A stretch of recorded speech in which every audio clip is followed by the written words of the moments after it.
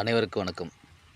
இன்று ஒரு பதிவு என்னென்னு பார்த்தீங்கன்னா, மறைந்த கலைஞர் ரூபா சங்கரின் அவர்களின் மறைவுக்கு ஆழ்ந்த இரங்கல்.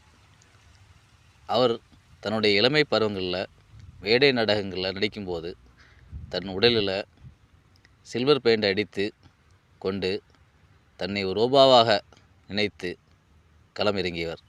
அதனாலே அவருக்கு அந்த ரூபா சங்கர் என்ற பெயர் வந்திருக்கின்றது.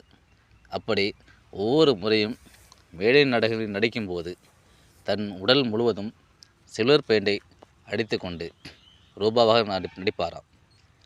அப்படி ஒவ்வொரு முறையும் சில்வர் பெயிண்டை அடித்து கொண்டு நடிக்கும் போதெல்லாம் அந்த சில்வர் பெயிண்டை நீக்குவதற்காக தன் உடல் முழுவதும் மண்ணெண்ணெயை பயன்படுத்தியிருக்கின்றார்.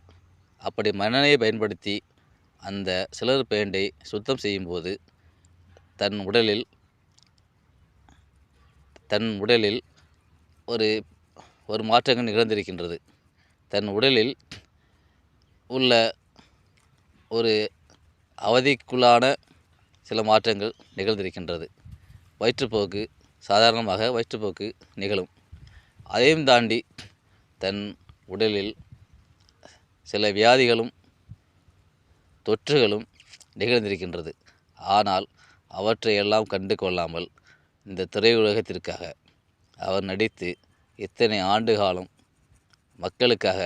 மக்களுக்கான கலைஞனாகவே அவர் வாழ்ந்திருக்கிறார் என்பதை மிகவும் வருத்தத்துடன் பகிர்ந்து கொள்வதில்